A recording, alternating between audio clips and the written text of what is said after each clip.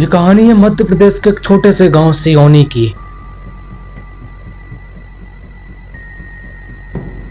आकाश वर्मा, उम्र 34 साल। उसका कहना कुछ ऐसा था कि उस पर यकीन करना इम्पॉसिबल था। उसका कहना था कि मेरी परछाई मेरी बात नहीं मानती है। अगर मैं बायां पैर खड़ा करता हूं तो मेरी परछाई दायां पैर खड़ा करती है। जो भी कुछ मैं करता हूं मेरी परछाई सब कुछ अपोजिट करती है, सब कुछ अलग, अजीब सा। अगर मैं बैठ जाता हूं तो मेरी परछाई चलने लगती है। मेरे मूवमेंट और मेरी परछाई के मूवमेंट में कुछ सेकंड्स का गैप रहता है, उसके बाद ही मेरी परछाई मूवमेंट करती है। ये कहानी थोड़ी अजीब लग रही है। आकाश ने बहुत सारे लोगों को ये बातें बताई, लेकिन लोग सिर्फ हंसते थे, उसकी बात किसी ने नहीं मानी। इंडियन फॉरबिडन फाइल्स के एपिसोड 3 उल्टी परछाई में आपका स्वागत है। आखिर अशोक और उल्टी परछाई में क्या कनेक्शन है, आइए समझते हैं।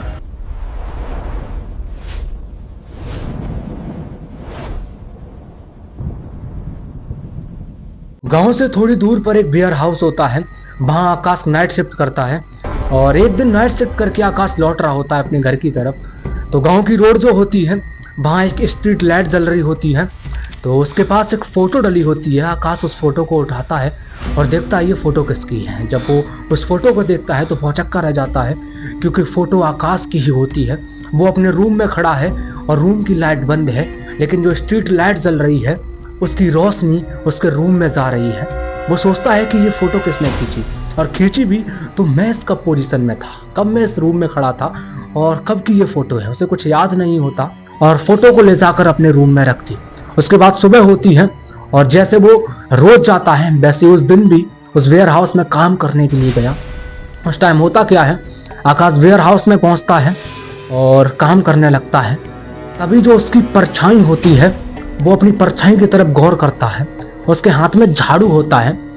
वो झाड़ू उसने रख दिया, लेकिन उसने अचानक देखा कि उसकी परछाई के हाथ में झाड़ू है। मैंने बताया था ना कि आकाश बोल रहा था कि मेरे मूवमेंट और परछाई के मूवमेंट में कुछ सेकंड्स का गैप रहता है। उसने तो झाड़ू रख दिया, लेकिन परछाई झाड़ू हाथ में पकड़े है। एकदम से उसने आंखों को ब्लिंक किया और देखा तो परछाई के हाथ में झाड़ू नहीं था। उसके दिमाग में आता है कि ये वहम था या फिर सच में मेरी परछाई झाड़ू पकड़े थी। उसके बाद हाथ से वो फ़ोन निकालता है अपनी जेब से और हाथ में फ़ोन पकड़ लेता है। तो परछाई ने कुछ भी मूवमेंट नहीं किया, वो सेम वैसे ही खड़ी थी जिसे कुछ सेकंड्स पहले आकाश खड़ा था। न फ़ोन निकाला न जेब में हाथ डाला। उसके कुछ सेकंड्स बाद परछाई जेब में हाथ डालती है और फ़ोन निकाला जाता है।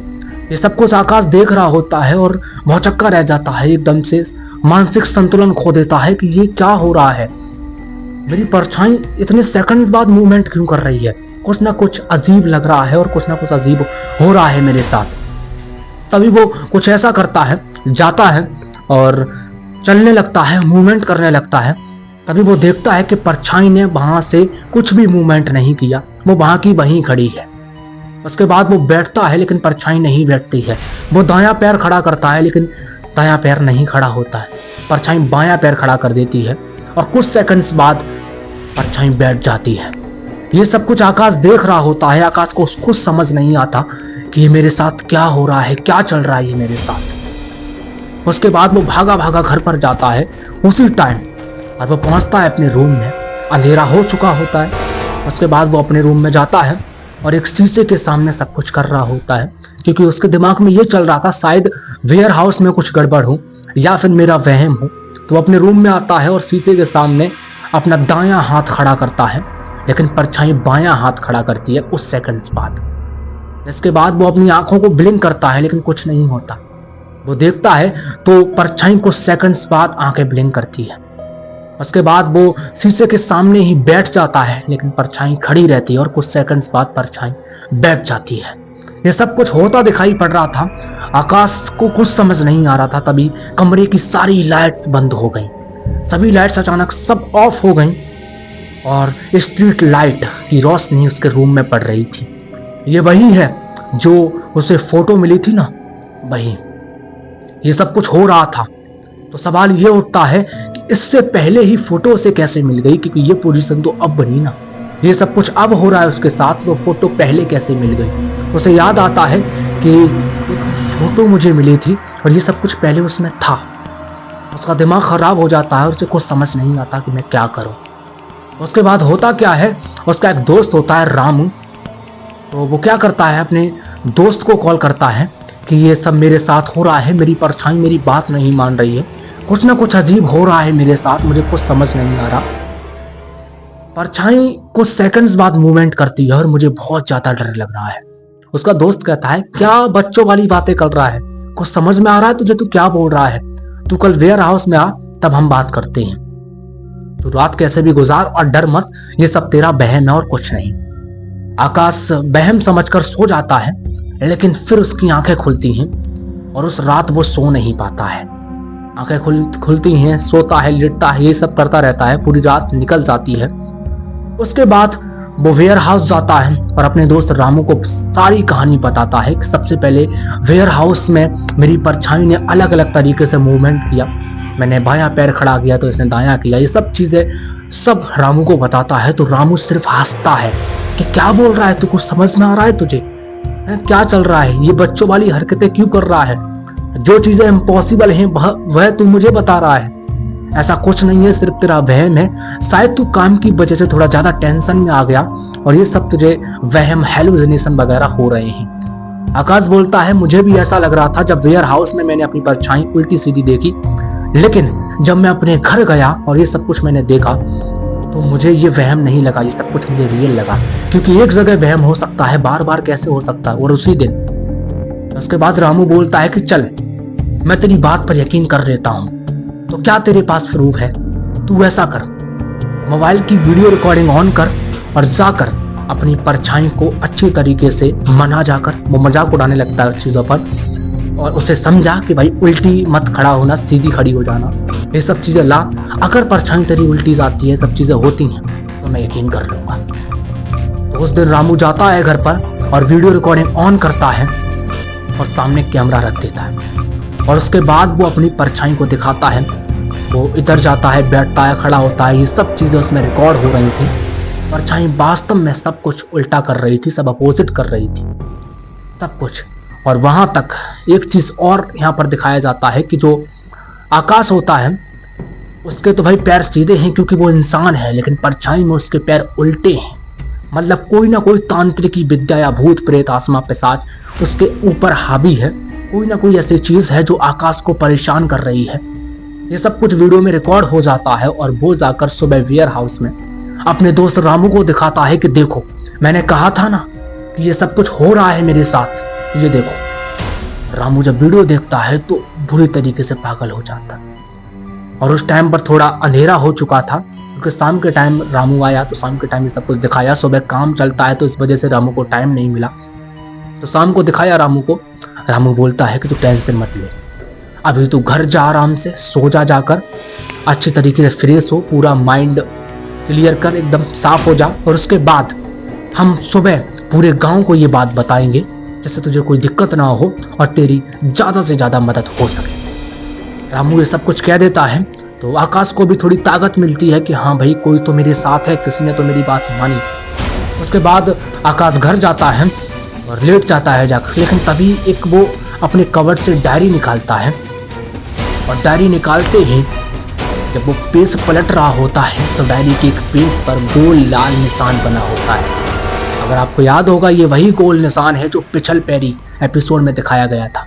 पिछल पैरी एपिसोड 2 है, अगर आपने अभी तक एपिसोड 2 नहीं देखे जाओ, जाकर देख लो, जाकर खतरनाक एपिसोड्स हैं, ये सारे एपिसोड्स इंटरकनेक्टेड हैं।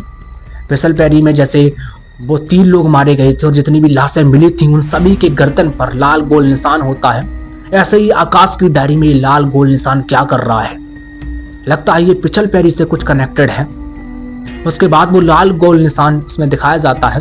आकाश वो लाल गोल निशान को देख रहा होता है और अपनी डायरी बंद करके सो जाता है, जैसे उसने वो गोल लाल निशान नहीं बनाया और उसके बारे में उसे कुछ पता भी नहीं है, ऐसे करके वो डायरी रख देता है। और उसके बाद होता क्या है, सुबह होती है, उसके बाद खबर पूरे गांव में फैल रही थी कि रामू अब नहीं रहा। रामू के घर में रामू को सुसाइड पाया जाता है, उसने पंखे से लटक के जान दे दी, फांसी लगा ली खुद को। अब ये सब आकाश जान जाता है और आकाश भागा भागा पहुंचता है रामू के पास, तो रामू लटका हुआ पाता है। इसके बाद आकाश देखता है कि ये सब क्या चल रहा है। अपने रामू के दोस्त की मौत के बाद वो पूरा टूट जाता है कि ये जो भी मेरे साथ हुआ 100% इसी वजह से रामू की मौत हो गई और रामू को किसी ने मारा है, रामू ने सुसाइड नहीं किया है। ये वही भूत प्रेत आत्मा जो भी मेरे साथ खिलवाड़ कर रही है, ये सब कुछ रामू के साथ उसी ने किया है। इसके बाद आकाश बहुत ज़्यादा डर जाता है और किसी को कुछ नहीं बताने का ठानता है। अब उसके दिमाग में सब चल रहा होता है कि कब तक घुटूंगा इस चीज़ों से। अगर गांव वालों को बताता भी हूँ तो कोई मेरी बात का यकीन नहीं करेगा। कोई कह देता एडिटिंग है, कोई कहेगा अरे ये तूने बना लिया है, कोई कुछ कहेगा, कोई कुछ। एक दोस्त ने मुझ पर भरोसा किया तो अब वो नहीं रहा। अब मुझे खुद ही इस प्रॉब्लम से इसका सॉल्यूशन ढूंढना पड़ेगा और खुद ही इस प्रॉब्लम से निकलना पड़ेगा, चाहे कुछ भी हो जाए।